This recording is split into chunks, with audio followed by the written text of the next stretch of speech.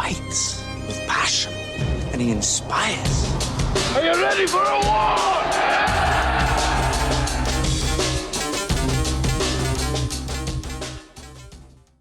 All right, welcome back to From 8 Arbitration. Hope everybody had a great week. I had a fantastic week. I know it's a holiday Monday, so that makes the rest of the week kind of crap, but I hope everybody had a fantastic week. I had a blast last week. Had an absolute blast. James and I, we got out, went to Denver, branch 47, on a Tuesday. Their union meeting was on that Tuesday, and they asked us to come. We were worried that being a day after a holiday that there wouldn't be many able to show up, but we had a great crowd, man, a great crowd, a fantastic group. Had some that drove long distances to be there, and I cannot thank you enough. We love getting out and seeing the people. We're going to be doing a lot more of that. I'll tell you our March schedule here in just a bit. We're loaded up, but we love it, man. We love it. And so Denver, branch 47, Tuesday, we had an absolute great time. I need to give a shout out, a very special shout out to a gentleman named Michael Bowder. And this cat came and picked James and I up. He's a carrier now. Came and picked James and I up at the airport, drove us to the union meeting, and then he asked us, he said, hey, we know y'all are on your own dime. I've got a basement, got a bedroom, got a couch that pulls out. Y'all are more than welcome to come stay at my house. So we did. James and I went over to his house and stayed, saved us some money. Dude woke up in uniform, took us to the airport. And so, Michael Bowder, brother, I cannot thank you enough for that show of love, truly. I know James and I both were very appreciative, and but Michael Bowder, yeah, first class, man, first class. Used his leave to come and get us. That's crazy, but we appreciate you more than you know, brother. I told you I'd give you a shout out. I'll give you one. So Michael Bowder, thank you so much, my man, for opening up your home. Got to meet his lovely wife. She was headed to work in the morning, so we got to meet her and his dogs. And so it was a fantastic time, man. Denver was a fantastic trip. Got to speak there. A lot of y'all saw that online. We got to speak. Didn't get to speak long. They had some union business that they had to conduct, some pretty good stuff, serious stuff. And so the branch president gave us 5 minutes apiece. And so it was worth it. It was worth going all the way to Denver for the 5 minutes just to let everybody know who we are and that we love them. And so it's a great time. Phoenix, we were there Thursday, branch 576. And that was a fantastic time. And that place was packed. Now, their union hall looks like a gymnasium. And it was packed. And so we had a blast there as well. Got to speak a little bit longer at that one, so everybody got to hear our plans, basically, some of them.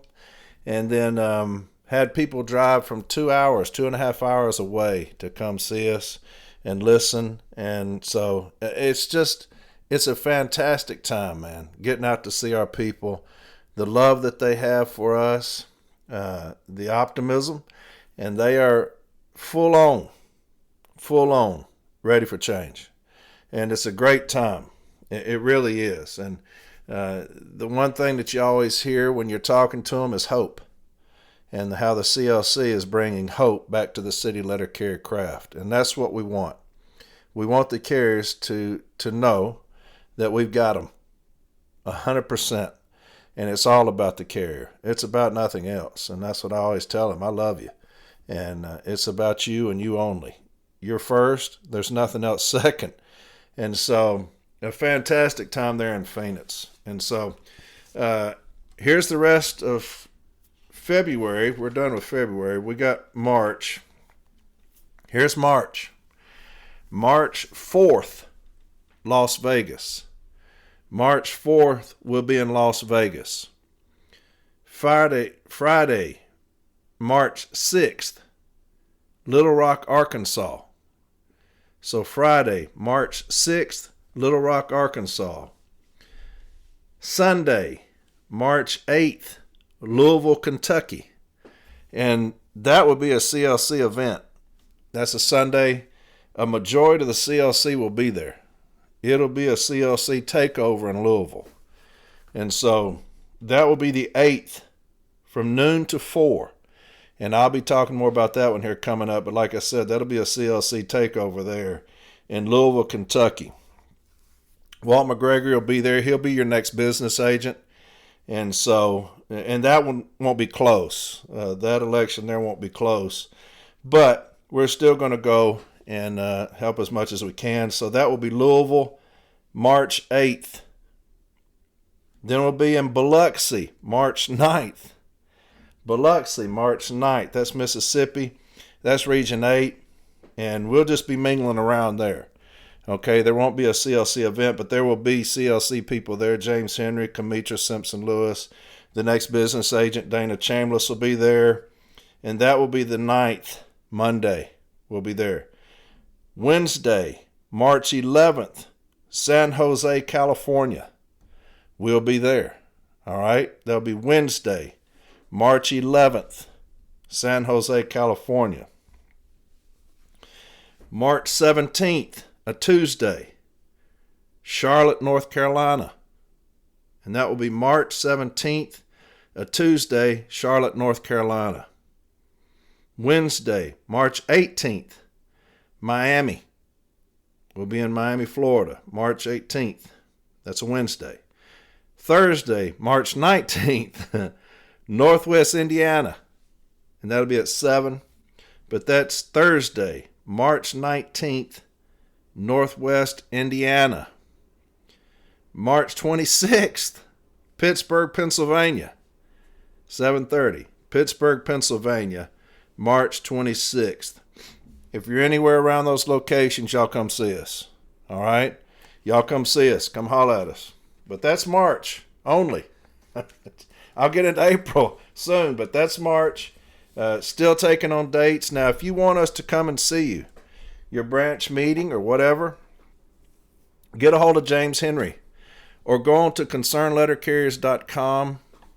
You'll have a contact us prompt. Go to contact us and then just write us and tell us, hey, look, my branch is going to ask you to come out, or we'd like for y'all to come out, and we'll be there. We'll try to do everything in our power to make it happen. We're trying to go everywhere we can. All right. Now, some places say we can't come. They're not going to get involved with politics. Hey, that's your thing. That's your thing. All right. But James and I, whoever else, we're going to go everywhere we can go. And we're going to let y'all see us, talk to us, ask us questions, whatever you want to ask about our plan, whatever. James always gives his. I tell kind of what I'm going to do as the executive vice president. So, yeah, man, a fantastic week. Love getting out seeing my people. Absolutely love it. Now, about the concerned letter carriers. You'll see us everywhere now, okay? You're going to see us everywhere. You got those that are running for business agent are going to be on podcast. I know Bill Kriebel's got his own, 613.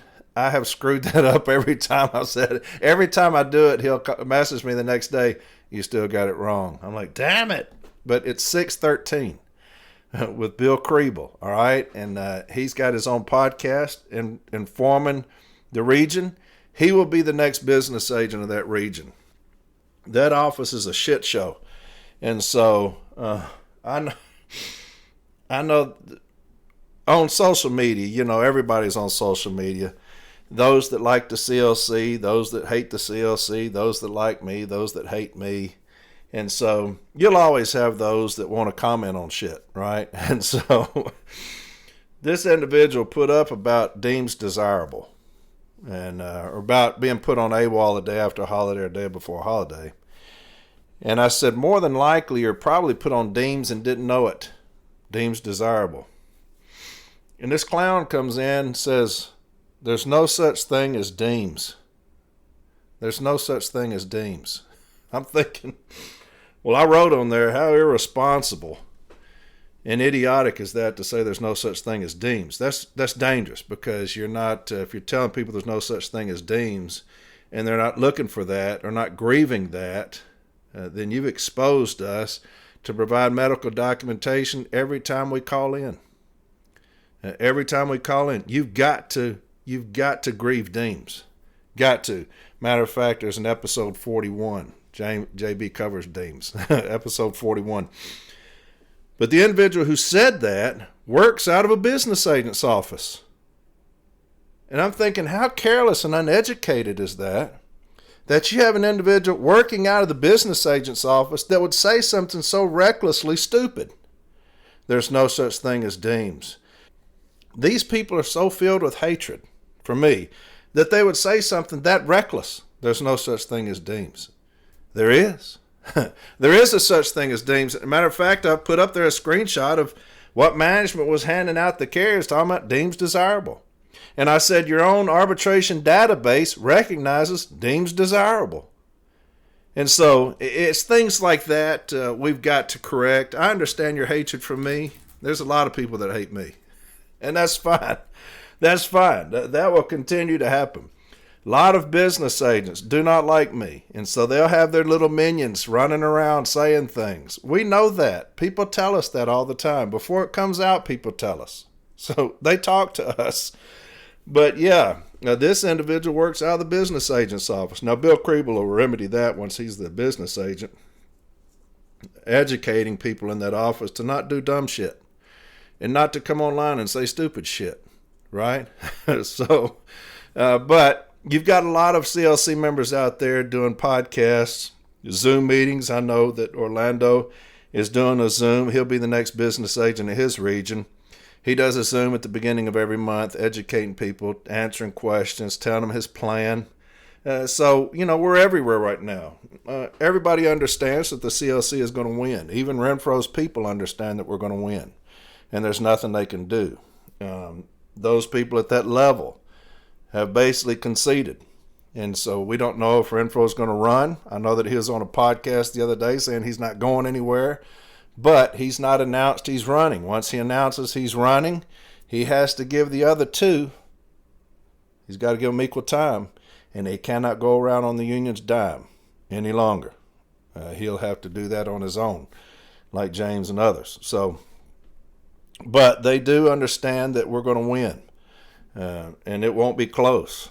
And so you'll see more and more of these people coming out against the CLC. I know that there was two damn clowns in the Kentucky district meeting that got up and were talking, and just two buffoons, and saying that they know that the two national officers are campaigning on the union dime.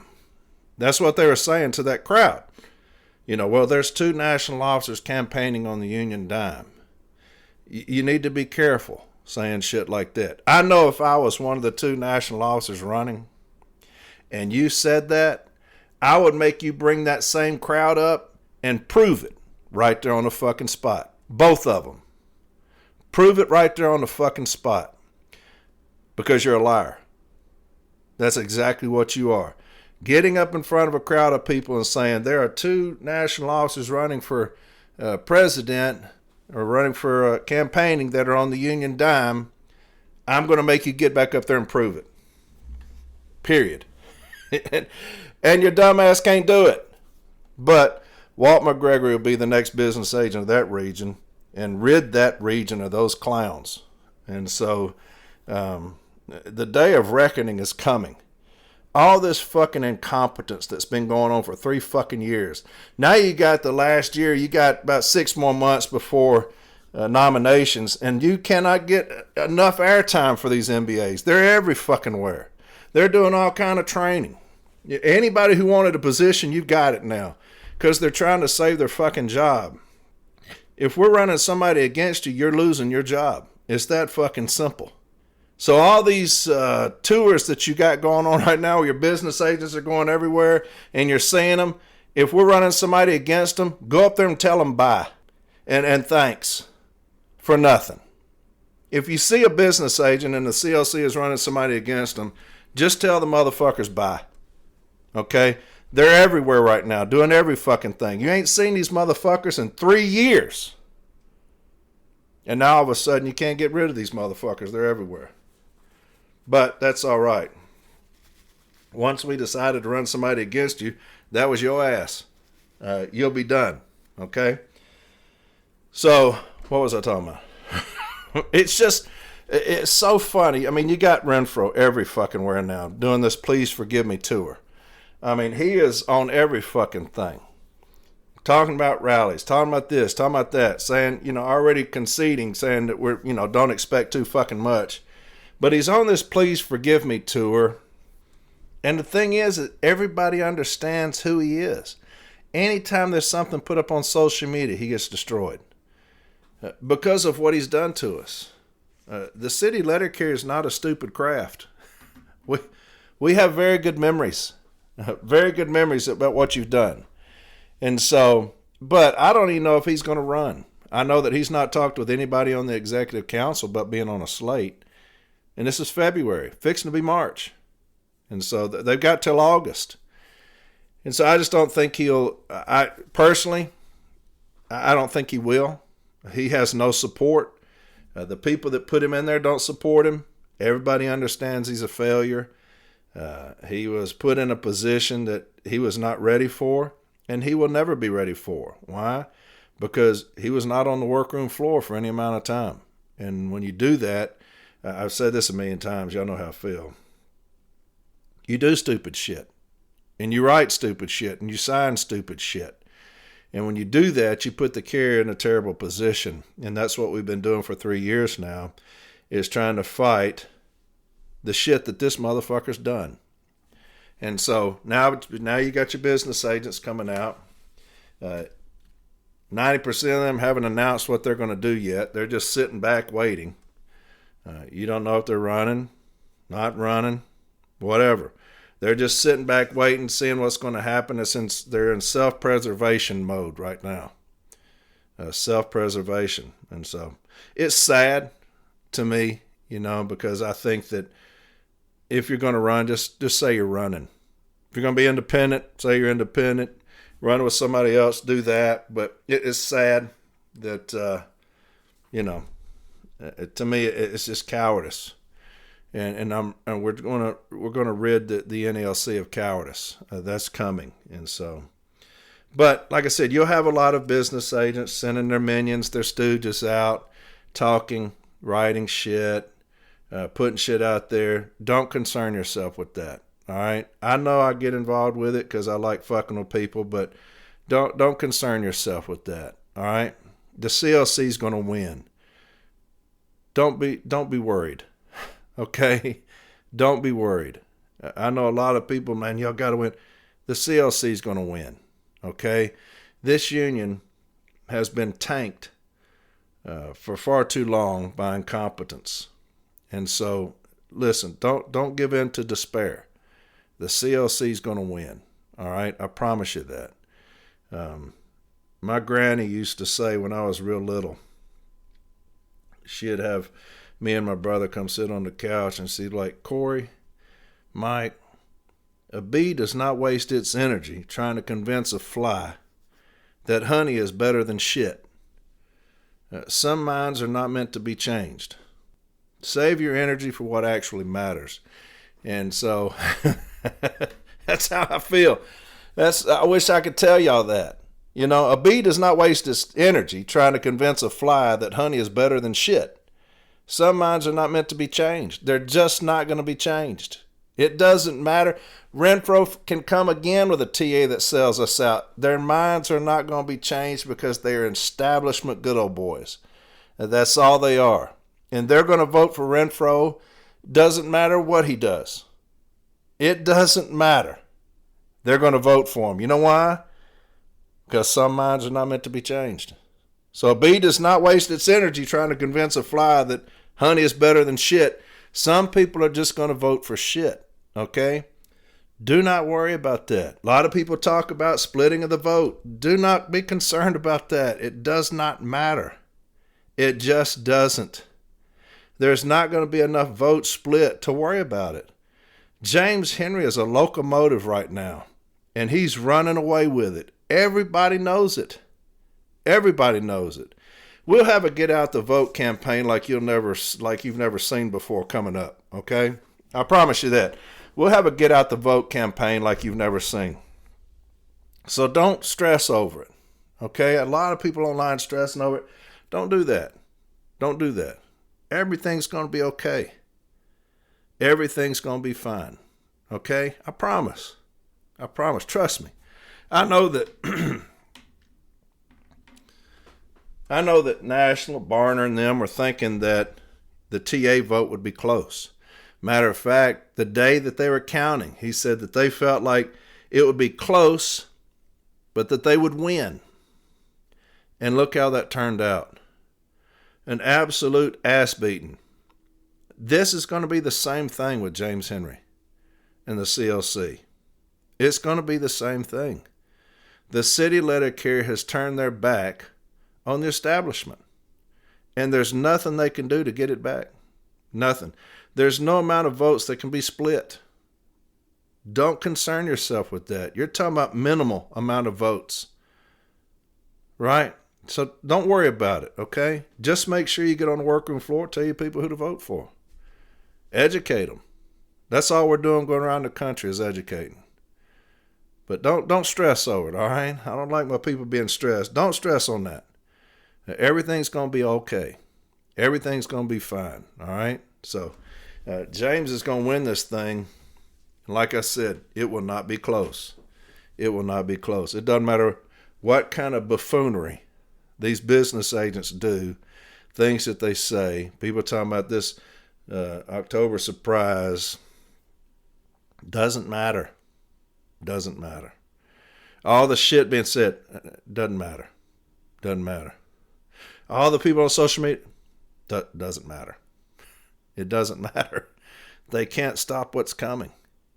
They just can't stop what's fucking coming. I know they want to.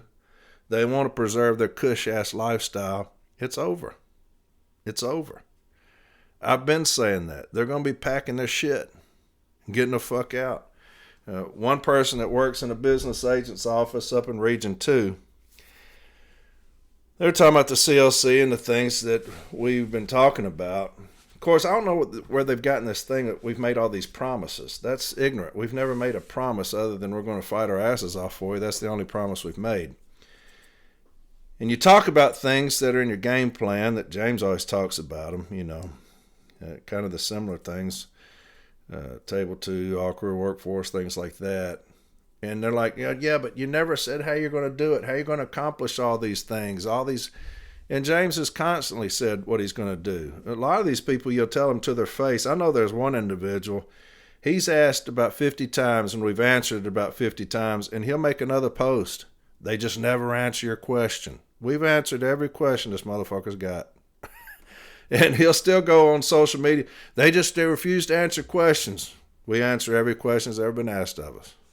And so anyway, this one person that works out Region 2 business agent's office, she said, yeah, but how you expect on getting all these things, all these promises? I said, it's called arbitration.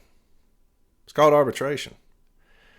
Because this is how the arbitration works. We have what we want, things that are going to be mandatory, and if we can't get them, you go to arbitration. You got other buffoons coming in there saying, yeah, you're just going to leave it up to somebody else's hands. Well, that's called arbitration. That's what that's about. You get an excellent attorney, law firm, and you take your case forward. We're not going to concede everything like your president did this last time. That's just not going to happen. James has said that numerous times. When you go through collective bargaining, mediation, after that, we're getting a date, going to arbitration. Okay? But this individual said out of Region 2, she said, well, how do you expect to get all these things to arbitration? Well, it sounds good, but what do you plan on giving up? What are you going to give up? I said, give up? You have no idea how arbitration works. Give up. But that's the mindset I'm talking about. This old mindset of, if we're going to give things, we got to give things, right? If we're going to get things, you got to give things. And that's the way that we've been working for far too long. Unfortunately, this last TA, we didn't get anything. We gave everything. When you look at all the things that Renfro was selling us during the 700 days, talking about an all-career workforce, talking about substantial starting wage, talking about 9%, all of these things that he was selling us, kicking this can down the road, and he didn't get one single thing. That's giving up. That's what giving up means. But you have this mindset amongst the old guard, the good old boys, that you have to concede things to get things. It's this kind of, you give me this, I'll give you that. When you have things that are musts, if you say that we need an our-career workforce, the CCA craft, it's antiquated, the position is no longer necessary. You go in with that. If that's one of the things that they say we're not going to budge on, you go to arbitration. If you say my carriers need whatever, 9%, that was Renfro's number. If you say they need 9%, or it's a non-starter, if you go to management and they say, we can't do that, you go to arbitration. If you say that CCAs need a substantial starting wage increase, and that's a position that you're going to hold firm on, you go to arbitration. And so that's how that works. But this mindset of, what are you going to give them? That's the first thing that comes out of the old guard's mouth. What are you going to give them? The days of giving are over. We've done that. And look where we're at. Look where we're at. We're at the bottom of the heap. Clerks make more than us. They have 100% COLA. We don't. Do you know why? Because this mindset of, what are you going to give them? Until you get rid of that mindset, what do you plan to give up? What are you going to give up? Until you get rid of that mindset, and Debbie Dixon will do that. She's going to win Region 2 handily. Until you get rid of that mindset, you will always be where you're at now. Always. You're talking about a president who makes $300,000. Treating us like paupers. We've dealt with that back with the OTA when I was going off about the soup line and steak. But he's so out of touch with us. The problem is the NBA's offices are generally out of touch as well. Just like this clown talking about there's no such thing as deems. That's out of touch and irresponsible and not educated. Region 2, this individual saying, well, what are you going to give them? Man, that is a cowardice conceding attitude. And we've got to get rid of that. We've got to. I said it on here long before I was going to run for anything. You've got to have a passionate love affair for the city letter carrier, and you've got to be willing to fight with everything humanly possible in your being for them. When you have that mindset, and that's what you do, you understand that the thing is not going to be concessions. Or what are we going to give up? You know, James and I are not going to go into a meeting saying, all right, now what are we going to give up when we get in here? That's not the mindset. The mindset of, these are the things that we need. And these are the things that we will not budge on. And if they ask us to budge on them, we will go to arbitration. It's that fucking simple. And so, yeah, the mindset of this old guard drives me crazy. But you see why we're where we are now, right? You see that. You understand that when you see things put on social media by people who are working in the business agents' offices, saying things that are irresponsible and uneducated, that will harm carriers. And so until we get rid of that, we will be right where we're at, right? But we're going to win, okay? We're going to win. We're going to put the city letter carrier first. You will not have conceding anymore. There will no longer be concession. That will no longer be the mindset of going backwards or conceding, or we have to give up things. Okay? I promise you. Got a long episode. It's 30 minutes in. Hadn't got into the episode yet. But I've got a lot of screenshots. There's going to be some education today, all right? There's going to be some education. Got some sites for you. Make sure you get a pen and paper. But there's been a lot of screenshots that I've taken about different things. And so, yeah, we're going to have a long episode today. I'm going to get back to the CLC. I knew there was something I was going to talk about, and then I got off on buffoonery. Go to concernlettercarriers.com. All right? Go to concernlettercarriers.com, and it's going to have a little thing called endorse. and support, sign up for that. It does not mean that you are supporting us. It just means that you can keep up with us, and we will give you information, and you'll receive updates from us. Doesn't mean you're voting for us. That's not a vote. But people want to know what we're doing, where we're going, things like that. Go to concernlettercarriers.com and sign up. All right? That does not mean you owe us money. It just means you're signing up so that you'll get updates. A lot of people want to know who we are, what we're doing. Go to concernlettercarriers.com, endorse and support. All right? And so you'll just sign up for something. It takes 10 seconds. And then you will be able to keep up with us. All right? Now, if you want to contribute, to donate, you can do that as well on there. It's got every avenue for you to do that. Like we're going to do a mailing. That's the thing that we want to do, because that will put our slate in every carrier and retiree's hands. All right? And a little something about us. But that's what we want to do. I don't know that anybody else is going to be able to do that. We're going to do that. All right? But it takes money. A lot of money, unfortunately. I'm talking about 300-some thousand.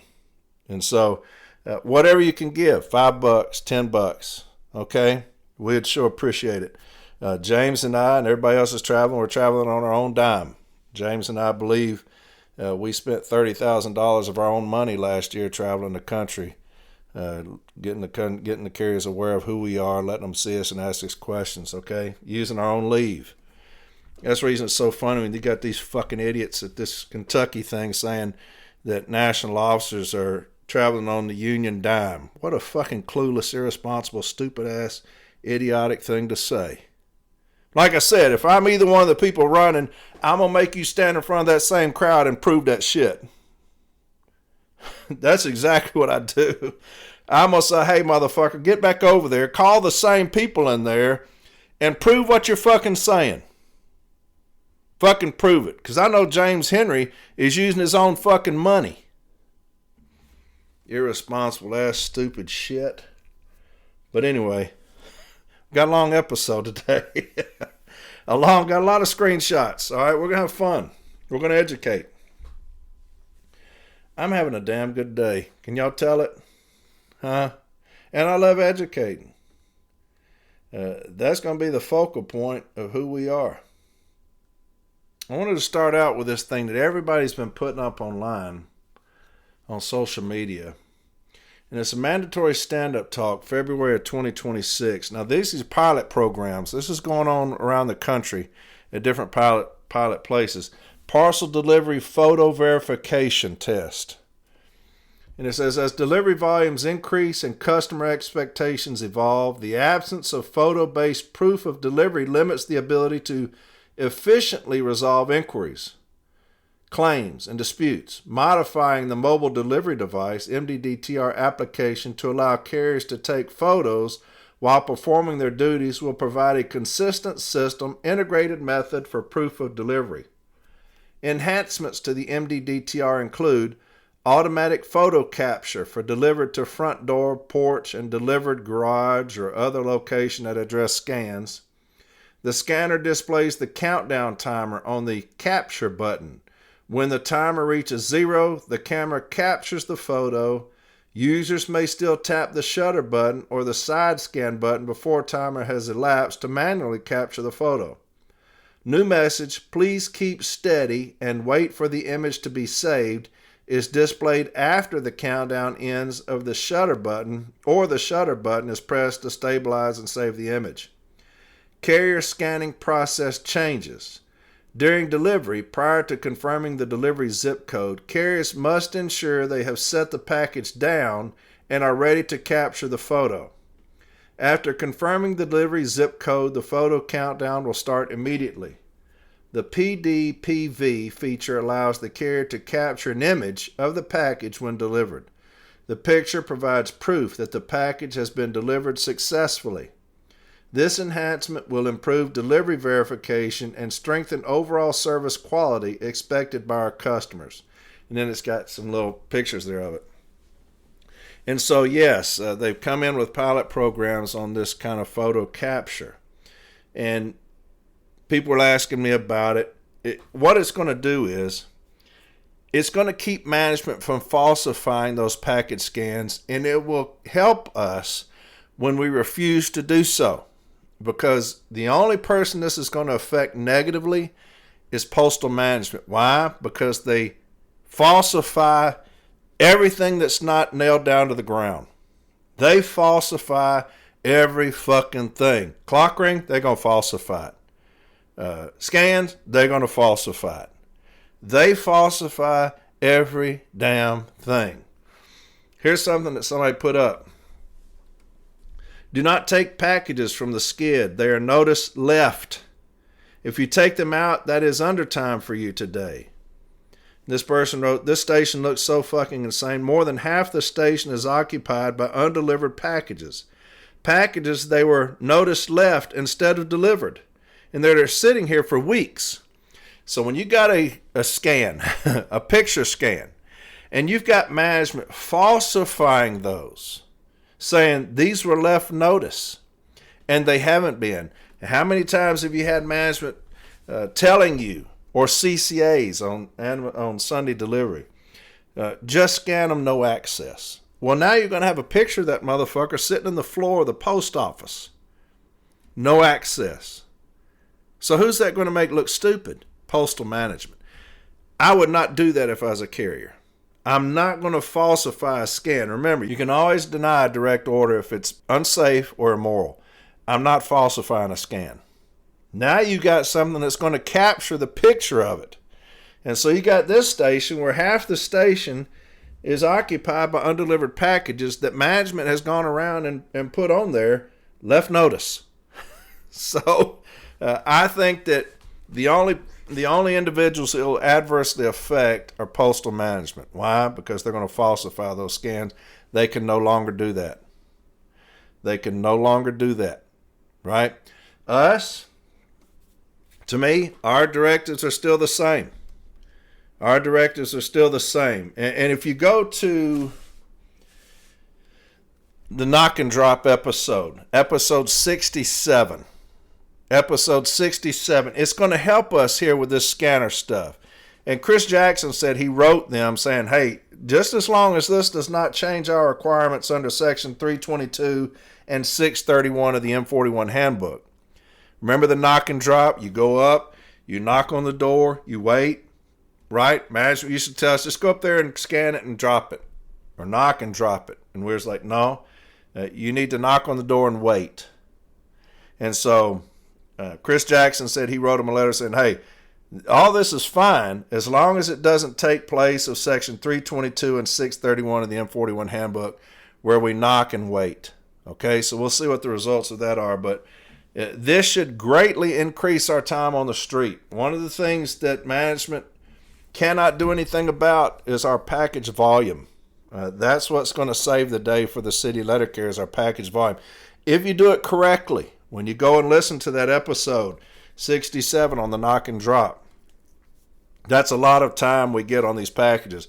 Now it's going to be greater because now you're going to sit here, you're going to knock, you're going to wait. They're going to have to alter the M41 somehow because what does it say? Bring it back and then take it back. To me, the only way I'm going to take a picture of it is if the customer has left me something saying bring the package back. Right? Bring it back. Or if it goes in the mailbox, you can scan it. But bring the package back. Then I will scan it, letting them know that it was redelivered. So they're going to have to work some kinks out there. But I remember when somebody did it, I said, please God, don't let Renfro over this thing. Because he will do away with Section 322 and 631 in the M41 handbook to help management out here. I honestly believe that. That's my opinion. It's like, please God, keep him far away from this shit here. We're fixing to get a memo that does away with Section 322 and 631 in the M41. And I hate thinking that about my president, but God, this dude has signed every fucking thing away. And so we'll just wait and see. But that's what's going on there. I think that it will adversely affect management. And it will greatly help us because it's something else that we can do to gain time. We're not getting anything but more packages. especially with this last mile. UPS did away with the last mile. They took it back. Now they're already giving it back to us. Why? Because there's no money to be made in last mile delivery. That's why FedEx gives us theirs. That's why we still get Amazon. This last mile delivery, there's no money to be made. Why? Because the Postal Service is the only one mandated to go to every house in the country. And some of those are not profitable. And that's called the last mile. And those are things we should be using in contract negotiations. We just fucking terrible ass job we do, but it's not meant to make money. The Postal Service is not meant to make. We're a free service by the people for the people. Now we make a lot of money, we got a lot of waste, but yeah, that should help us immensely. It should help us, right? Because going out there, like I said, if you're going to do it properly through the M41, and then you bring it back, and you're going to scan it, so that's more time. And, to me, we'll take more time. I like it. And I'm just going to read screenshots, okay? I've got a bunch of them. Another thing about these business agents, and this is something that somebody sent me. When we've bought into this shit about going broke, and I've talked about this a long time, the Postal Service's position that we're broke and how we have adopted that position when we're talking about collective bargaining. Your president has bought into that position when he talks about, well, I wouldn't expect much on these next round of collective bargaining because the loss of money. You got Barner saying the same shit, piece of the pie and all this shit. Now you got Dan Toth saying filing too many grievances, all these things. You got business agents actively doing that, talking about no more cease and desist and escalated monetary reward because the company can't sustain it. The Postal Service is broke. And so this person sent me this. He said, hey, reached out to my business agent's office in regard to a start time change, and I talked with the business agent directly. And when I explained how a start time change is a slippery slope, as if we concede 30 minutes, it will never stop. His response was, if you're in charge of a business that's losing money, wouldn't you make a change? I'll read that again. He goes to his business agent. He says, hey, talking about this start time change. He said, I talked to the business agent directly, and I explained how a start time change is a slippery slope, as if we concede 30 minutes, it will never stop. His response was, if you're in charge of a business that's losing money, wouldn't you make a change? And so what we've gone from as a union is supporting the Postal Service over the city letter carrier. You see it through your president. I've given you examples. You see it through your executive vice president. I've given you examples.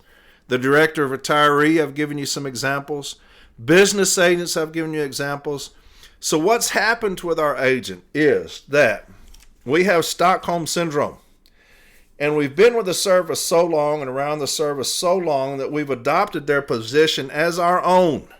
That we must focus first and foremost on the service's losses. That's what we must start with. Unfortunately, it's what we must end with. And that's been the position of your union, your agent, since this clown has been president. We're going to adopt the service's position that they are broke, and our business agents will trumpet that. Like you said, if you're in charge of a business that's going broke, wouldn't you make a change? Talking about start time changes. So we're just going to turn a blind eye to management violating the contract, right? We're going to put things in place that save them from different things as far as escalated monetary awards. And what are you talking about? The cease and desist? How about that? No more escalated monetary awards. How about that? How about a backlog of 50,000 grievances at B? How about that? Do you know why? Because the second you adopt the Postal Service position, you're their bitch. And that's exactly what's happened. We have become the service's bitch. So much so, what did we do? We said, as an agent, as the union, protecting the city letter carrier, we said, we will do away with the cease and desist. Okay? Even if you've been getting it in prior B-team decisions, we will do away with it. We've agreed with that. That's what's happened. That's happening. People are seeing that in the decisions. Will comply, shall comply. We won't do an escalated monetary award any longer. Or if you had one, we'll cut that in half. You've got these C teams. I told you about New Orleans getting completely ripped based on the C team. You had, if you do 200, you're going to get 50. And that's just how it is. I don't care who makes a podcast say anything different. That's what's happening. And so what's happened is when you give those crooks an inch, they will take a mile. And that is what's happened to your union. The Postal Service has talked us into no longer doing a cease and desist, escalated monetary rewards, and they want more. We don't want to show that we're violating now. We don't even want you to say that we're violating any longer. Anything that's precedent setting at B, we don't care. We're going to send it up because we don't want that any longer. We don't want that award any longer, the cease and desist, the things that were precedent setting. We no longer want that. And if you don't give us that, we're going to backlog the system. We're going to hijack the system. And that's what's happened. People are just now talking about that on other podcasts. Something that we've been talking about for over a year. It's just now coming around that they've been hijacking the fucking process. Where have y'all been? Where have y'all been? There's no way a city letter carrier from Nashville should be a year ahead of national. There's no way that a city letter carrier from Nashville should be educating a country, and you motherfuckers just now getting templates for things we've been talking about for 2 fucking years. What has happened with your union? What has happened with this Stockholm Syndrome where we've taken the position of the service? And you talk about people getting on social media railing on the CLC. They don't want change. Why? Because a bee doesn't waste its energy trying to convince a fly that honey is better than shit. Some minds are not meant to be changed. And that's where we are. That's where we are. Your union has taken on the position of the enemy, the service. And with that, you've got business agents saying dumbass shit like, if you're in charge of a business that's losing money, wouldn't you make a change? We're no longer going to protect the city letter carrier. We're going to protect the service. And that's the position of your agent. When you don't put the city letter carrier first in everything that you do, when you don't have that passionate love affair for the city letter carrier at all times, in everything you do, and every decision that you make, and everything that you sign, and every memo that's typed up, when you don't have that passionate love affair for the city letter carrier, this is what you get.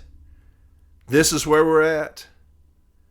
You got people in business agents' offices come out saying dumbass shit on social media. Why? Because we have lost our fucking way somewhere. We are no longer the NALC. We're the National Association of the Postal Service. Unfortunately. We're no longer the National Association of Letter Carriers. We're the National Association of the Postal Service because we trumpet the Postal Service's position over and over and fucking over again. We're conditioning the frog. You're being conditioned by your union. You got business agents conditioning you. Well, if you're in charge of a company that's going broke, wouldn't you make a change?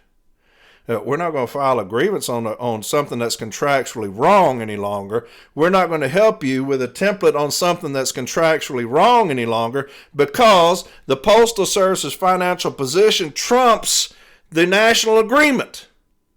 We're no longer going to fight for that. We're going to fight for the service in their position. Why? Because they told us that they're broke. What have y'all looked at? We're not looked at anything. They just told us they're broke. And surely they're not going to lie to us. We just saw this thing they sent out on a scatter saying that they're $9 billion in the hole. What kind of books did you open up? We didn't do that. We didn't fucking open up a fucking book. They told us they're broke, and so we're trying to sell the city letter carrier on the position that they're broke right here in time for collective bargaining. When my president's going around saying, hey, don't expect too fucking much because the motherfuckers are broke. And that's where you're at. Now you got business agents saying that same old shit. You better pray that Walt McGregory wins that region. You better fucking pray. all the business agents we have running, you better hope they fucking win. Right? It's time to get rid of the fucking status quo of this motherfucker. It's fucking time to get rid of the status fucking quo. Some minds were never meant to be changed. They're just not. They're going to kiss an ass. That's all it is. They're going to kiss an ass. Days are numbered. Days are numbered. I'm just going to keep reading, okay? I may keep going off. I don't know. I lost my voice this last week. I'm getting my voice back, so I'm feeling a little something today. I'm feeling a little energized. I ain't cussed in a while, you know? I need to cuss a little bit tonight. Makes me feel good. Says, howdy, Corey. Hope all is well. Just wanted to share a funny idea my OIC told us today. We're only earning 30 to 45 minutes of office time. If we can't make our times, then we may have to stop using rubber bands. Swear to God, this was sent to me. Howdy, Corey. Hope all is well. Just wanted to share this funny idea my OIC told us today. We're only earning 30 to 45 minutes of office time. How is that possible? We got 33 minutes of fixed office time, even though they are starting to bastardize, again, the thing that your president did and reducing that to 20 minutes. We still have 33 minutes. That has not changed. Without a break. 43 with a break. We're only earning 30 to 45 minutes of office time. If we can't make our times, then we may have to stop using rubber bands. What in the fuck? What in the fuck is happening? Look, we work for complete fucking buffoons. And that's what pisses me off about my union. If there's ever a time to exploit management, it's now. They're at their all-time dumbest. And they are running over us. How does that not just piss you off to no end? They are running over us nationally, regionally. And they're out there all-time dumbest on the workroom floor right now. Saying that you earn 30, 45 minutes, and if you can't make your times, probably going to have to stop letting you use rubber bands. What in the fuck's that got to do with anything? What am I going to do with a walking route? I'm just going to let the shit loose in my bag? God, they're at their all-time dumbest right now. And we are not taking advantage of it. They're taking advantage of us. It's because you got a motherfucker in charge who ain't been on this fucking floor. You've got to have some kind of time on this floor to understand the ignorance that we deal with on a daily basis. When you're up at that level dealing with suits with high-priced watches and shoes and shit, you don't have that kind of ignorance. Now, they expect you to have that kind of ignorance. They expect us to. Unfortunately, they hit a home run with this motherfucker we got in charge right now, but there's another stupid-ass thing. It says, hey, Corey, they brought me in the office for complete bullshit. Not pulling down before our break, which is only 30 minutes. But my union steward did not stay quiet. He went off and off about it. I did file 2 grievances. But ever since I filed, there's been retaliation against me, but that's fine. So here's management. Your break is in 30 minutes, and they're telling you that if you're not pulled down before your break in 30 minutes, it's an investigative interview. Think about that.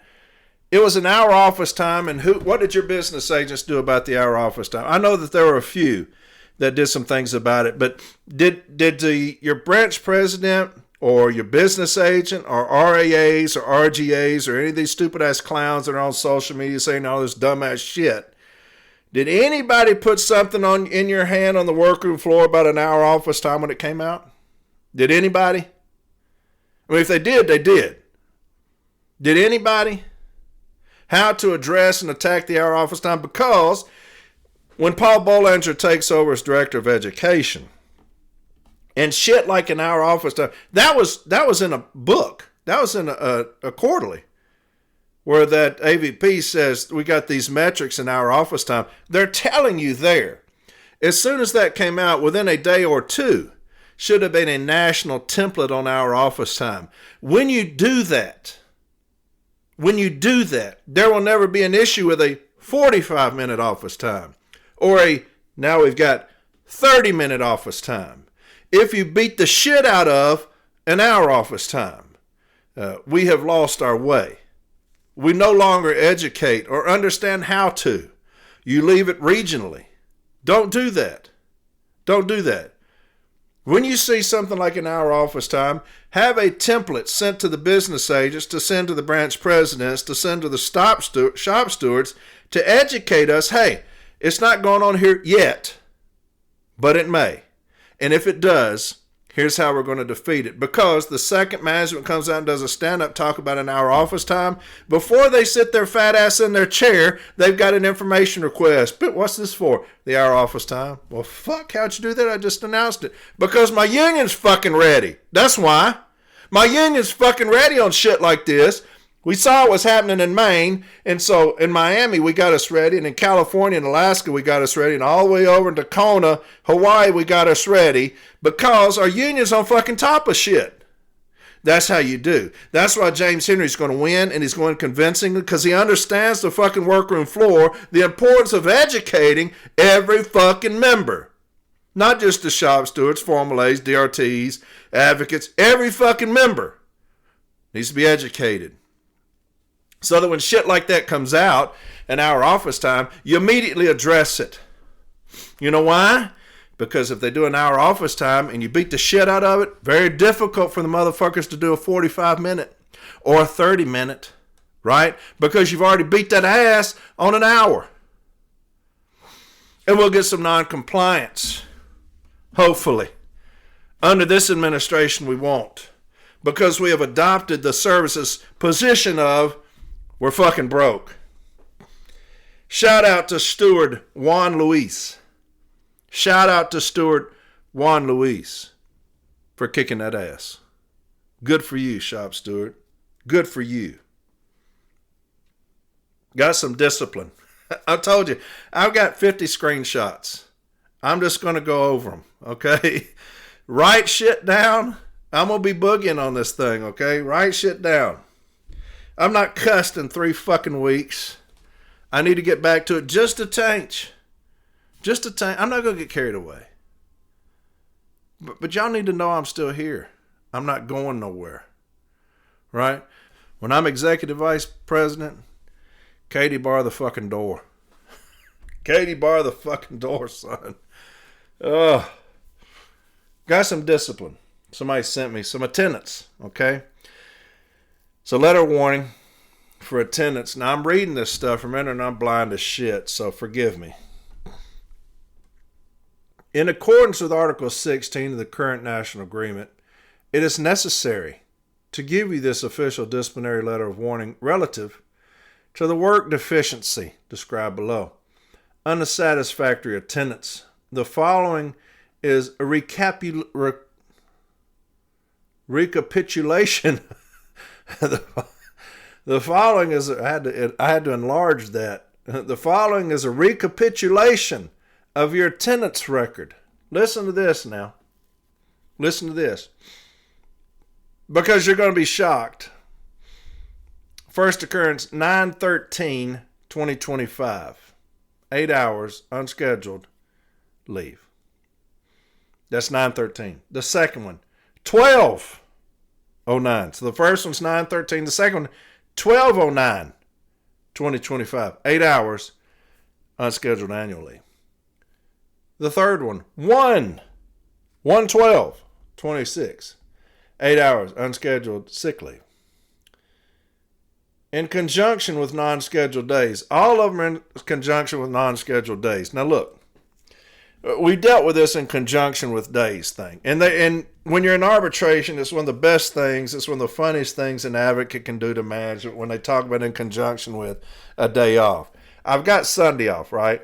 Let's say Sunday and Wednesday, okay? I've got Sunday and Wednesday off, and I call in sick. Let's say I call in sick Monday. So that's going to be in conjunction with Sunday. It's a Sunday and Monday. And then you've got Tuesday, Wednesday. So I can only call in sick if you say in conjunction with. I can only call in sick. Can't call in sick Saturday because that's in conjunction with Sunday. Can't call in sick Monday. Can't call in sick Monday because that's in conjunction with Sunday. I've got Wednesday, so I can't call in sick Tuesday or Thursday. So what's the only day of the week I can call in sick? Friday.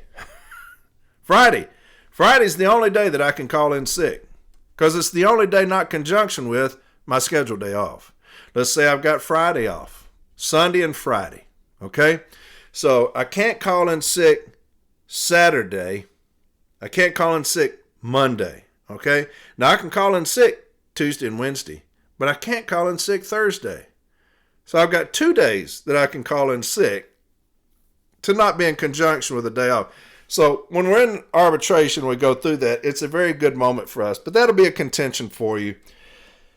But when you look at attendance like this, and they're trying to make it where we're perfect in attendance, that's what this is. And I read that thing to you where this person was in the II and the shop steward said, hey, what is regular attendance?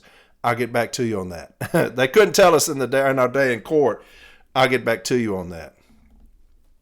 So you have 9/13, 12/9, and 1/12. So if I take the days from 9/13 to 1/12, I believe that's 120 days, 121 days maybe.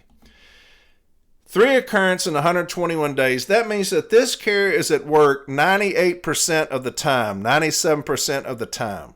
Do you think that somebody that comes to work 97, 98% of the time has an issue with unsatisfactory attendance?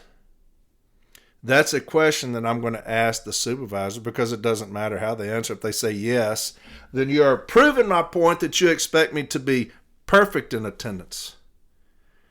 That's what you're proving. If you say, well, yes, I think that that's unsatisfactory. So 98% is unsatisfactory? Yes. What about 99%? Because there's nowhere they can get out of it. Nowhere they can go. If they say, well, no, you put it like that, that's not. Well, then you've won your case. But always look at that. When you have dates, from the first date to the last date, how many days are in between that?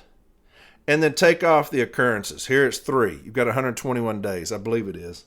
121 days. That's 98%. That's 98%. To me, that's outstanding. That's outstanding. Okay? I told the person I'd go over that. That's how I would address it. And in the Just Cause worksheet, it's got date of discussion 12/10/25. 12/10. That's after the first 2 damn dates. The first one was 9. The other one was 12-something, 12/9. The discussion, 12/10. It says, was date of discussion? Yes, 12/10. So the first 2 dates are covered under discussion, and yet you cited those in the disciplinary action. I'm going to raise that issue as well, okay?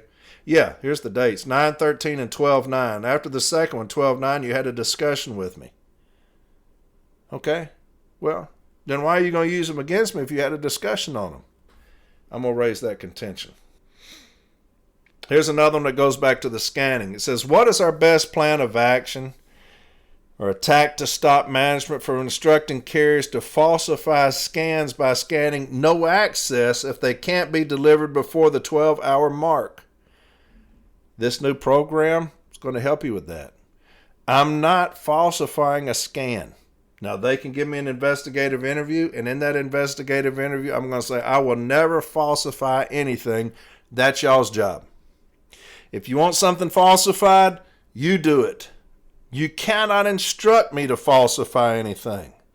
But with this new program, do you know who's going to catch it if you do that? You. Do you think management's going to say, oh, yeah, I told them to do that? No, they're not going to do that. They're going to say, why are you falsifying these? You told me to. No, I didn't. No, I didn't. You're falsifying. That's why. These motherfuckers will lie about every fucking thing. I am not going to falsify a scan for any damn body. But that new program, that will help us here. They can't falsify these things. No access. Scanning no access if they can't be delivered before the 12-hour mark. Here's another thing. Somebody sent me this, very good. And that's the reason I love when y'all reach out to me with stuff.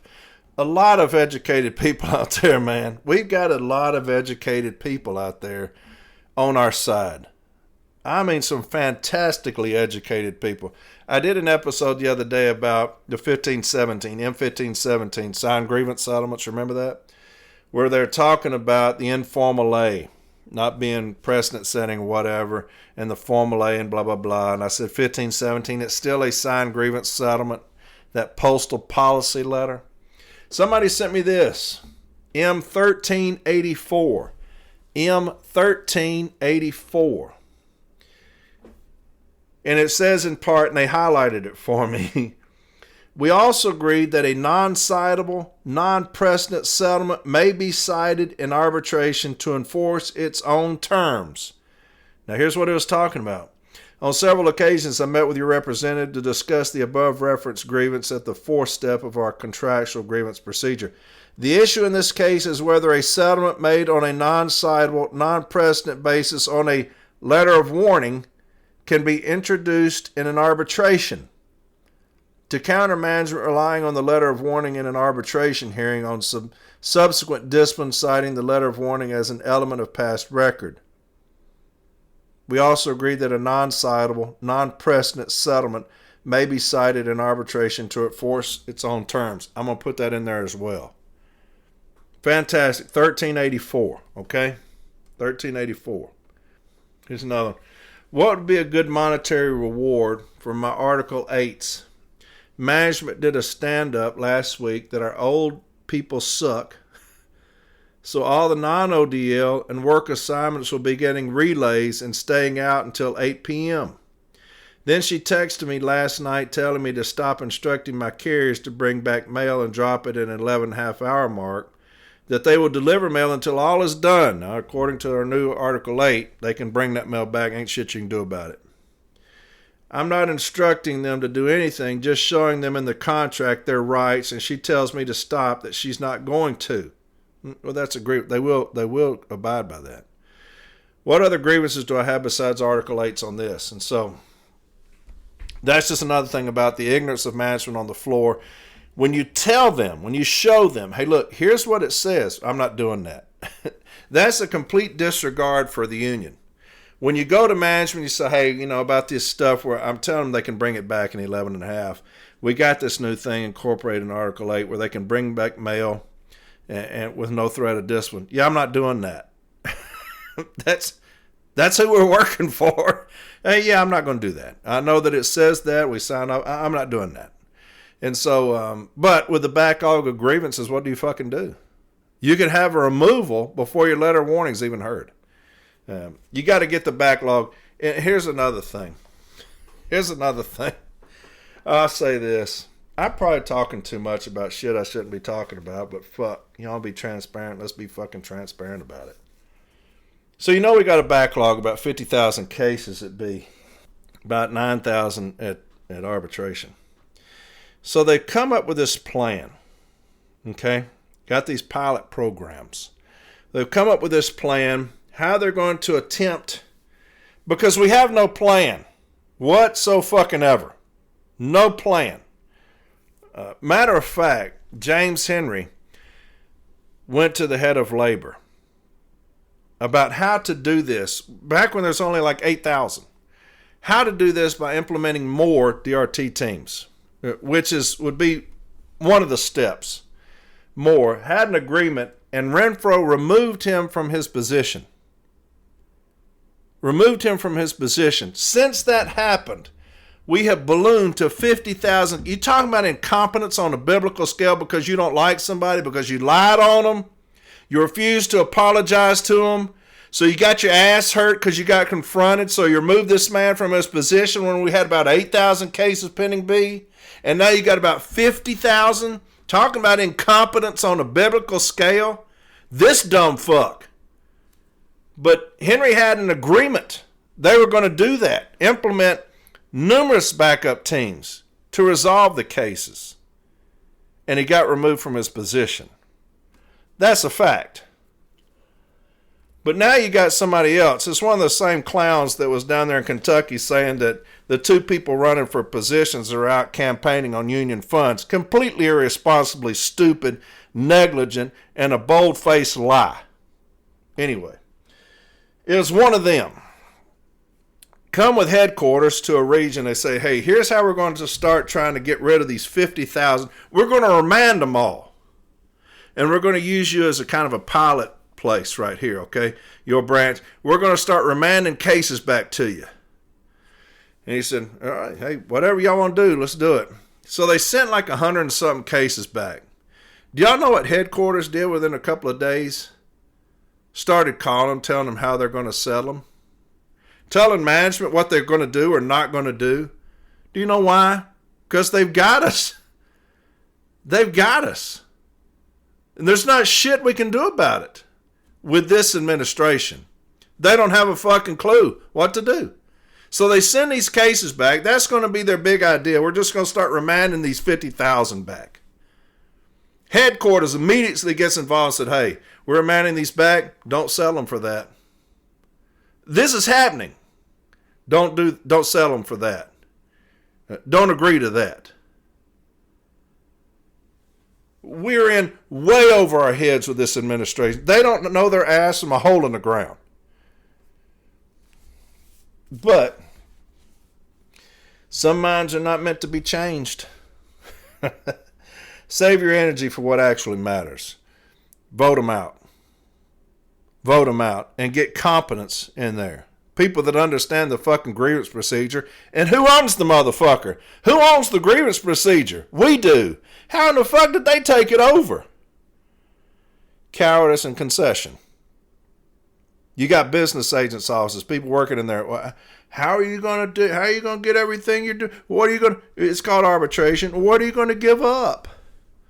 What are you going to give up to get what you want in arbitration? Good God, have mercy on my fucking soul.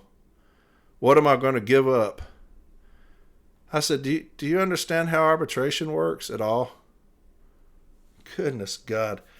But you got to vote them out. Period. You've got to vote them out. Holy shitballs, man. How did it happen?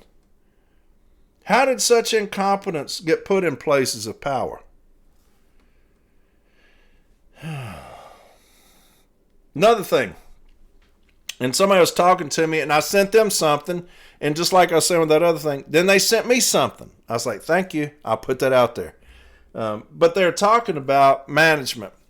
Now, we're in the middle of data for the 6-day count, right? If they're going to do 6-day counts. Now, they've come in and they're just ravaging stations. I mean, they're trying to do everything they can to get routes out right now, do as much damage as humanly possible while they got this backlog going. As much damage as possible. Even if they lose the grievance and they lose $10 a day, they still made money. It's just a money-making machine taking out routes. But they're telling carriers, if you don't have any mail for that business, don't go in it. Don't go in it. What about outgoing mail? If you don't have mail for the business, don't go in it. Well, that's affecting your route times, okay? That's affecting your route time. So I sent the individual this. It's Module 13, Collecting Outgoing Mail. Standard Training for City Letter Carriers. Module 13. I think I sent him this one and he sent me the other one. It's vice versa. Even when there is no mail for delivery, the carrier must collect outgoing mail from curbside boxes if the customer raises the flag, and from all businesses. Okay? That's Standard Training for City Letter Carriers, Module 13, Collecting Outgoing Mail, page 13.3. Even when there is no mail for delivery, the carrier must. We always look at those words, right? We're big on words here, right? Must. That's a mandate. Must collect outgoing mail from curbside boxes if the customer raises the flag, and from all businesses. That's Standard Training for City Letter Carriers, Module 13, Collecting Outgoing Mail. Here's Module 9, collecting outgoing mail, standard training for city letter carriers. Module 9, collecting outgoing mail. Even when there's no mail for delivery, the carrier must collect outgoing mail from curbside boxes if the customer raises the flag, and from all businesses. Now, one, I believe, may be done away with, and the other one has taken its place. I'm going to use both of those. Why? Because it tells me that management had an opportunity to address it if they didn't like it and change the verbiage. They chose not to do so. So I've got an old one, I've got a new one. I'm going to say, here's the old one. This is the language. If management doesn't want that, if they wanted to say, hey, we're no longer going to do that, we're no longer going to go into businesses if we don't have mail for them, they had the opportunity to do so. They had the opportunity to address the language, to change the language. They chose not to. Here's the old one. Here's the new one. The language has not changed. This person telling me this incorrect instruction doesn't matter, because the people who wrote this, the standard training for city letter carriers, determined this is how I'm going to do it. They do not have the authority to override the written language. Okay, that'll be a grievance on Article 19. That's Module 9, collecting outgoing mail. The other one's Module 13, collecting outgoing mail, okay? We're just bebopping right along here. What's next? Carriers, please drive safely. Here's a scanner message. Wear your seatbelts. No street inactivity. No reverse. Sampling compliance is mandatory. Scan all packages. Pay attention to your surroundings. So we've got no street inactivity. We didn't address that when they came out with that metric, right? Stationary events. No reverse. Sampling compliance. Wear your seatbelts. Now they got that thing. We talked about that where they can see at the station whether or not you allegedly got your seatbelt on or not. They'll come out there and put you off the clock. And so that should have been something that we dealt with. We didn't. But that's a scanner message. Here's another thing, somebody reaching out for help on the Steward's Help page. 45-minute office time has come to my station. What is a good issue statement for this kind of violation? How about contact your business agent who should have handled this shit back in an hour office time? But we didn't. Well, how do you know they didn't? Because I'm reading something right here on NELC Steward's Help page. That's how. And it says 45-minute office time has come to my station. What is a good issue statement for this kind of violation? That's how I know. Because when I have things like that, you know what that makes me understand? The business agent's office didn't fucking do their job. They didn't do their job on educating the workroom floor. Right? Why?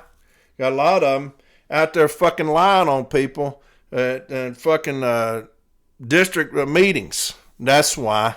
Too fucking worried about golfing and eating and drinking to get out there and educate the fucking workroom floor. Those days are coming to an end. Those days are coming to an end. 45-minute office time. Go to episode 149. Go to episode 149 and get the hour office time template and beat that shit. Okay? That should have been done 3 fucking years ago when that metric came out. We're still dealing with that shit today. 45 minutes. You saw the other one 30 minutes. Why? Because we didn't handle shit when we should have. Need everything y'all have on a 22-minute load time and stationary event. This just came out the other day, maybe yesterday or day before. Need everything y'all have on a 22-minute load time and stationary event. And so I sent them some, but that had all kind of comments, people helping them out there, and that's why I do love these things. That was on from 8 Arbitration Community. But need everything y'all have on a 22-minute load time. You know where they got that from? Your president, 1983. Putting times on memos. Do you know why? Because a motherfucker shouldn't be in that position. That's why. And you do dumb shit when you shouldn't be in that position. When you've not worked on this floor long enough to know if you sign some shit like that, what's going to happen. And here it is today. Still, 22-minute load time. You know why? Because motherfuckers will never stop being dishonest with us. They will never fucking stop. They will always be dishonest. They cheat and steal and lie and falsify. That's all these motherfuckers know how to do. So you've got to have a fucking hammer in positions like president, executive vice president, director of city delivery. You got to have fucking hammers in those positions that understand one thing and one thing only. The city letter carrier comes first and nothing else comes second. You got to understand the workroom floor. When you sign dumb shit, here it is. Need everything y'all have on 22-minute load times and stationary events. That's a metric stationary event, if y'all didn't know that. That was a metric from about 2.5 years ago. What do we do with that? I know that your president said what? That's an inconvenience. That motherfucker said it's an inconvenience. Yeah. And said the other day on a podcast he ain't going nowhere. Bullshit, motherfucker. Bullshit. You going somewhere. Shit. You may not want to. Your ass is going somewhere because this shit right here is all you.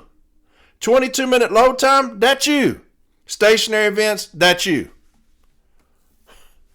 Stationary events, that's an inconvenience. I'm sorry y'all are getting inconvenienced with that. God dang. But you know that some minds are not meant to be changed? Yeah. Bee does not waste its energy trying to convince a fly that honey is better than shit. You still have people that will vote for this motherfucker. You still will. You still will. You'll still got them to vote for this dude. I'm looking at something here and need everything y'all have on 22-minute load time because when he signed that, he devastated the city letter carrier craft. He had no idea what he was doing when he signed that shit into existence. That management would take that and bastardize that. You've got to know. Here they're still fucking with us over it. Still fucking with us over it. And stationary events. Another thing on the scanner. Your supervisor has assigned a carrier assistance assignment after your route is complete. Please confirm receipt when safe to do so. What is your primary route's estimated completion time? And you got to put in the time there. Now, I've got a 3996 reporting requirement. I'm going to grieve that message. Because I've got a 3996 reporting requirement, this is not going to take place as my reporting requirements. I'm going to say that that is in violation of the M41 handbook, my reporting requirement. We may lose, but they're already fucking doing it. Who cares? Who cares? What is your primary route's estimated completion time? I'd send back, look at my 3996. Look at my 3996. Oh, here's an announcement. I should have done this at the first, and I'm sorry. Tonight we held a planning committee meeting for the BFN, Build a Fighting NELC's founding constitutional convention that will be happening March 1st. We are looking to get the word out and appreciate your consideration for giving us a shout out. Build a Fighting NELC's coordinating committee cordially invites you to our founding constitutional convention that will be held on March 1st, 2026, 10 a.m. PST, 1 p.m. EST via Zoom. So that's Pacific time, Eastern time. Via Zoom. Please visit fightingnalc.com to sign up and learn more about this important meeting. Okay? Build a Fighting NALC's coordinating committee cordially invites you to our founding constitutional convention that will be held on March 1st, 2026, 10 a.m. PST, 1 p.m. EST via Zoom, Pacific time, Pacific Standard and Eastern, via Zoom. Please visit fightingnalc.com to sign up and learn more about this important meeting. Again, I'm reading this off my phone. I can't read shit. But Fighting NALC, yes. They've supported me from day one. I will support them. This is how it's going to fucking be. Right? So Build a Fighting NALC. Anytime y'all got something, reach out to me and I put it out there. Why? Because y'all have always had my fucking back. And I'll always have yours. Okay? Okay, here's something that's going to take me a little while. But I saw this on the scanner. Per the postmaster, no carriers should be sitting in their case while in the office. If a seat is needed, medical documentation must be brought in by Friday, 2/27/2026. Thank you. So 2/27. So February 27th, 2026. Per postmaster, no carrier should be sitting in their case while in the office. If a seat is needed, medical documentation must be brought in by Friday, February 27th, 2026. Thank you. Now that's Article 41. Now I've got some sites for you on this, because I don't know if this is something that's fixing to happen nationwide either. Okay? But I've got some sites. Anytime I see something like this come out on the scanner, we're going to try to beat the shit out of it right off the fucking jump. Okay? Just in case, this is a hair that they're going to be up in their ass as far as labor and all this, and they start doing this everywhere. So they're talking about no stools. You can't sit. That's Article 41.3a. Section 3, miscellaneous provisions. A, the carrier may use stools while casing mail and performing other office duties, provided the use of such stools does not interfere with or affect efficiency and standard job performance. Okay? The carrier may use stools while casing mail. All right? And performing other office duties, provided the use of such stools does not interfere with or affect efficiency and standard job performance. That's Article 41.3a, Section 3, miscellaneous provisions. I've got some sites for you on this, okay? I've got some sites. Write these numbers down. This is about stools. Now, here's the funny thing about this. If you look it up in the database, we've won 8 and we've lost 1. Why? Because these things just don't go to arbitration. The language is clear. When they do, we've won 8 and we've lost 1. And the one that we've lost is because we were asking to put on a rest bow on the stool for fatigue, and the arbitrator said you're not going to adjust or alter the stool. You can sit on the stool, but we're not going to let you put on a rest bow for it, okay? And so they denied that one. That's the one we lost. It wasn't even if we could sit on a stool. It was that we were wanting to alter the stool or put something on the stool to help rest our arms on it, okay? And that was for fatigue. They said, well, we're not going to do that. You can use the stool. We're not going to do that, so it was denied. And so that's the only one we've lost. We've won 8. Here's 3 of them, okay? And I wanted these because it's going to tell you what management must do if they're going to tell you can't sit on a stool, all right? It's going to tell you what management must do. The first one is C-06914. C-06914. And the reason I love arbitration sites is because it's going to tell you management's position, the union's position, and the arbitrator's position, his award, right, his discussion.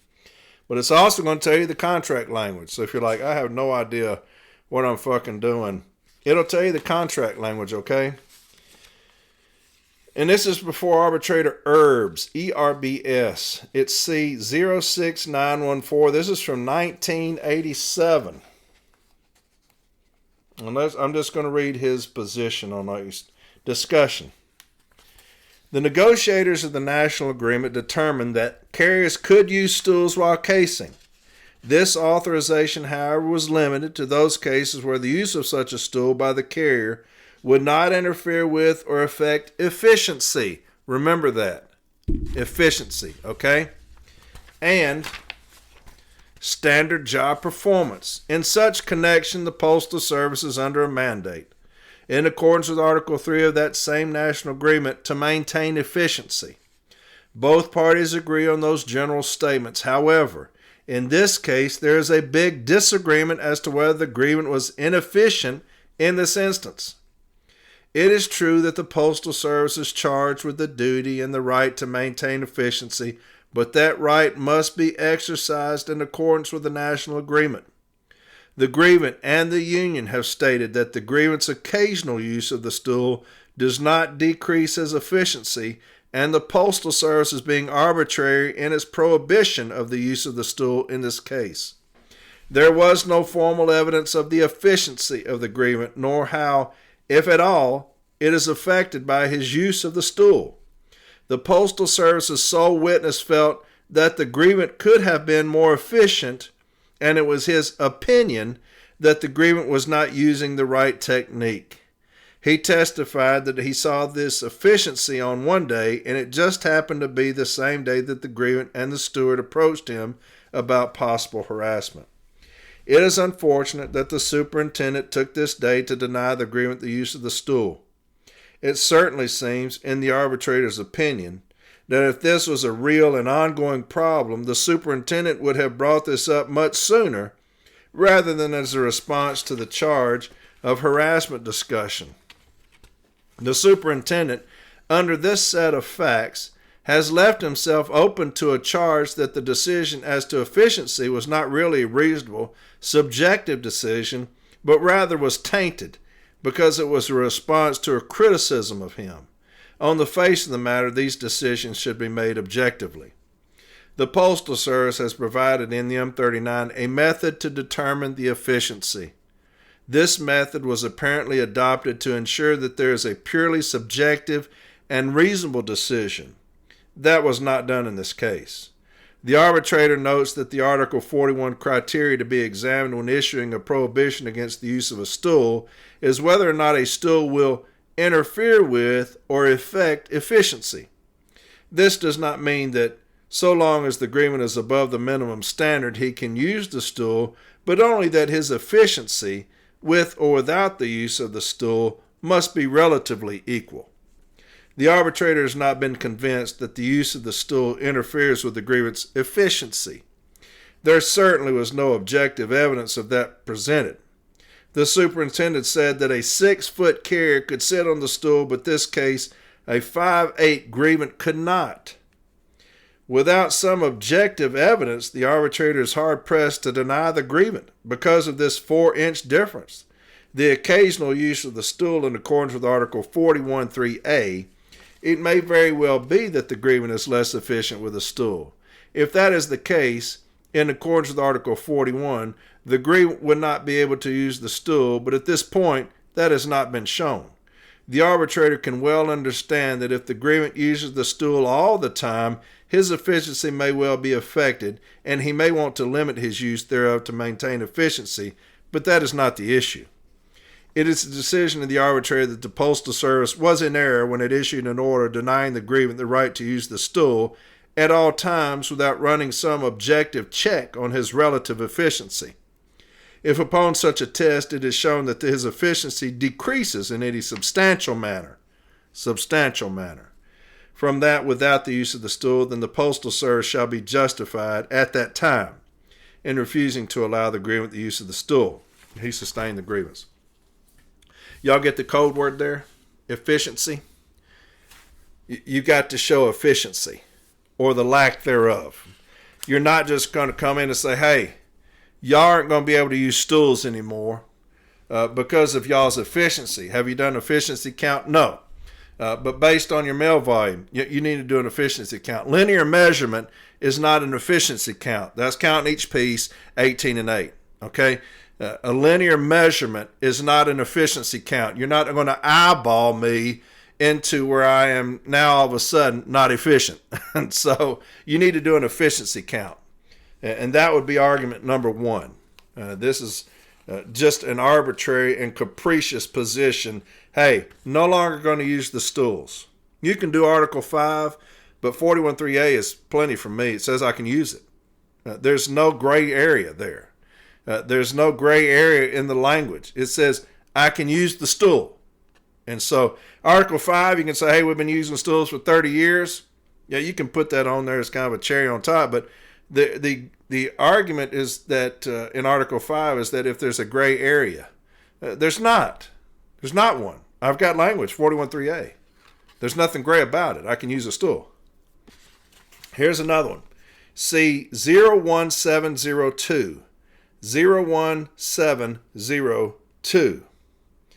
And the arbitrator is Caraway. Caraway. And this is 1981. 1981. Caraway. Decision. At the outset, the union argument that Mr. Inselman was engaging in a pattern of harassment of Mr. Rosser must be disposed of. The union argued that Mr. Rosser was placed on restricted sick leave on February 8th, and on that same date, Mr. Inselman issued the instruction that Mr. Rosser could not use his stool while casing. The union's argument is that the stool instruction was a result of Mr. Rosser filing a grievance protesting as being placed on sick leave. But as the Postal Service pointed out in its brief, the filing of the grievance protesting the placing on restricted sick leave occurred several days after February 8, 1979. This could not serve as the motive for Mr. Inselman issuing the instruction regarding the use of a stool to Mr. Rosser. Further, Mr. Inselman denied that this had anything to do with this action regarding the stool usage by Mr. Rosser. The issue in this case is whether the use of a stool by Mr. Rosser interfered with his efficiency and job performance.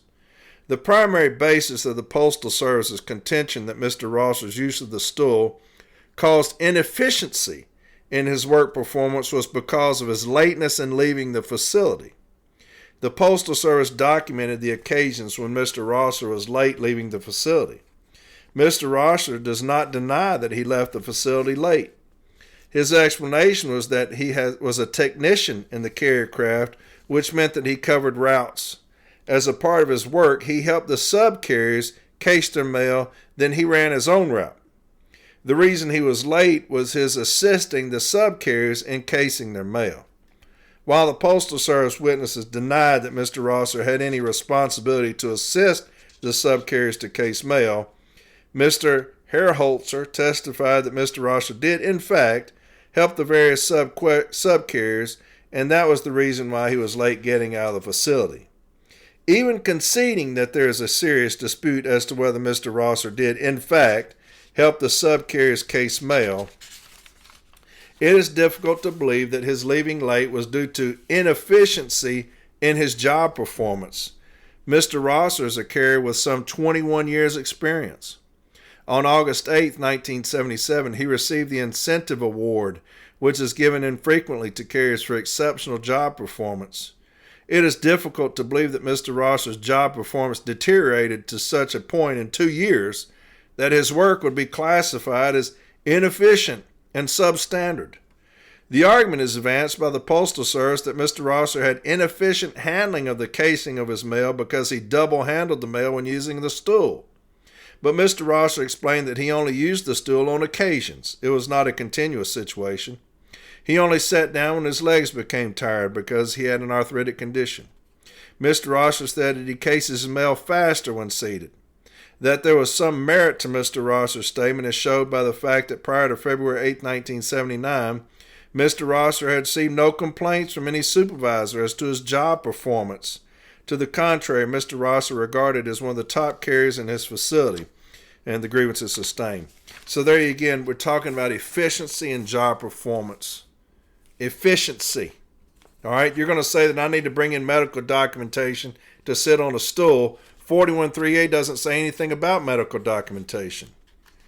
You require me to do something that 413A does not require me to do. The last one, C-20449. 20449. And this is before Nancy Hutt. Nancy Hutt, 20449. Here's the discussion. It is acknowledged that the use of the stool in the Chico Post Office was an unusual circumstance. However, 41 Section 3A provides a carrier may use a stool if that use does not affect efficiency and standard job performance.